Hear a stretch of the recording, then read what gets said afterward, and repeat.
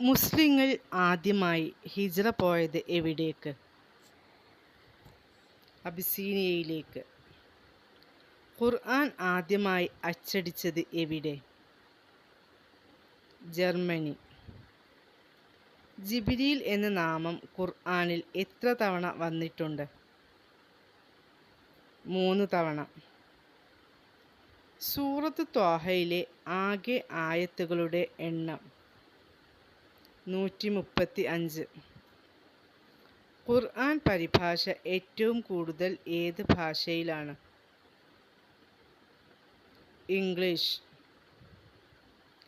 ഖുർആനിൽ ഏറ്റവും കൂടുതൽ പ്രാവശ്യം പരാമർശിക്കപ്പെട്ട പ്രവാചകൻ? മൂസാ നബി അലൈഹിസ്സലാം. മദിയനിലേക്ക് അയക്കപ്പെട്ട പ്രവാചകൻ ആര്? ശുഐബ് നബി അലൈഹിസ്സലാം.